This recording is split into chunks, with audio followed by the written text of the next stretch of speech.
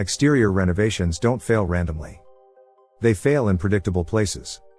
And one of the most predictable places on any building is the corner. If you've been in construction long enough, you've seen it. The siding looks fine. The trim looks clean. The paint is still holding. But the leak? It's always at the corner. The rot? Corner. The mold? Corner. The callback? Corner. That's not bad luck. That's physics.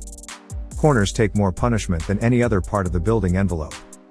They deal with more water, more wind pressure, more air movement, and more material stress. And when something is done wrong, even slightly wrong, the corner is where that mistake shows up first. That's why so many exterior renovations fail at the corners even when everything else still looks brand new. In this video, I'm going to break down exactly why that happens, what mistakes cause it, and how professional contractors prevent corner failures before the siding ever goes on. This isn't theory. This is how buildings actually behave on real job sites. Why corners are different from flat walls. Most people think of a building as 4 flat walls. That's how drawings show it. That's how materials are sold. But that's not how the building behaves. Corners are not just 2 walls touching. They're transition zones. Wind doesn't hit a wall evenly and stop. When wind reaches a corner, it changes direction. That change creates pressure differences. One side experiences positive pressure while the other side experiences suction. That suction literally pulls water sideways and upward. Rain doesn't fall straight down at corners. It wraps. It swirls. It accelerates. It gets driven horizontally into seams that would never see water in the middle of a wall. Now add thermal movement. One wall might be facing the sun. The other is shaded. One side expands faster. The other contracts slower. That uneven movement stresses seams, joints, fasteners, and flashing. So the corner is already under more stress before any mistakes are even made. That's why corners expose problems first. Why failures start behind the surface. Most exterior failures don't start where you can see them. They start behind the siding. Water doesn't need a big opening. It just needs a path. And once it gets behind the surface at a corner, gravity and pressure keep it there longer. Corners dry slower. Air circulation is worse. Sun exposure is uneven. So moisture that might dry out elsewhere stays trapped at corners. That's how small mistakes turn into rot, mold, and structural damage over time. The number 1 corner failure, building paper. Installed wrong. The most common corner failure I see on exterior renovations is improper WRB installation. Tar paper. House wrap. Building paper. Whatever system you're using, the rule is the same. This is not a fastening rule. This is not a taping rule. This is a layering rule. Building paper must overlap a minimum of 6 inches. That overlap must be shingle style, meaning upper layers always drain over lower layers. Edge-to-edge alignment is not acceptable. And yet, it happens all the time, especially at corners. Why? Because corners take more time. Wrapping takes planning. And rushed crews want to move on. Why edge-to-edge fails at corners? Water doesn't respect straight lines. At corners, water moves sideways. It follows wind pressure. It rides along seams. When paper is aligned edge-to-edge, you've created a perfect water entry point.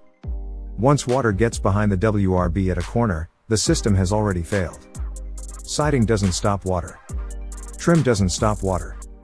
Paint definitely doesn't stop water. Only the WRB and flashing system does. Professionals understand this. That's why they never rely on tape or caulking to fix bad paper installation. Tape is not a drainage system. If the paper isn't layered correctly, nothing installed afterward can save it. Why the 6-inch overlap exists? That 6-inch overlap wasn't invented randomly. It exists because testing showed that smaller overlaps fail under wind-driven rain. Corners experience higher wind loads and pressure changes. That means seams that might survive elsewhere will fail here. Water finds seams. Water follows pressure. Water exploits shortcuts. And once it's behind the WRB, it doesn't magically leave. Professionals don't ask, will this pass inspection? They ask, will this survive 10 winters? Flashing failures at corners. Flashing is the next major failure point. Flashing isn't decoration. It's a water control device. One of the most common flashing mistakes at corners is fastener failure. A screw misses the stud. The installer pulls it out and drives another screw nearby. But the original hole is left open. That hole becomes a water funnel. Over time, water follows that fastener path straight behind the flashing and into the wall cavity. Every abandoned hole is a leak waiting to happen.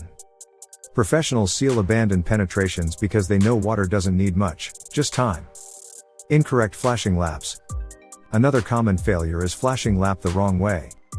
Flashing must always direct water outward. But rushed installers overlap flashing backward at corners and rely on caulking to seal it. Caulk is not permanent. Caulk cracks. Caulk shrinks. Caulk fails faster at corners due to movement. When caulk fails, water gets trapped behind the flashing instead of draining away. That's how hidden rot starts. Deck corners, where failures get expensive fast. Deck corners are one of the most dangerous places to get flashing wrong. Decks trap moisture.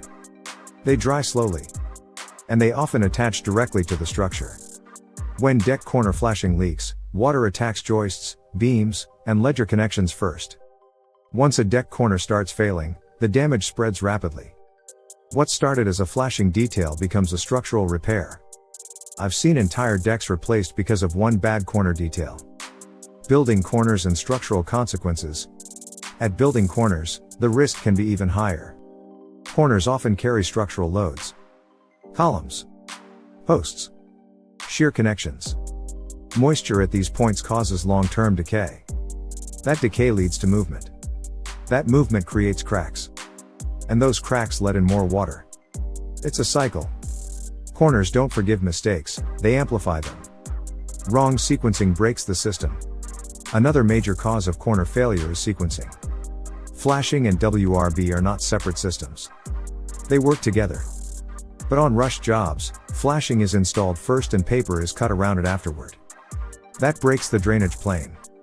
Instead of water flowing over flashing, it gets directed behind it. Correct sequencing always forces water outward. Professionals think about sequence before the first piece goes on. Caulking used as a substitute for systems. Caulking is one of the most misunderstood materials in construction. Caulking is not waterproofing. It's not structural. It's not a fix for bad layering.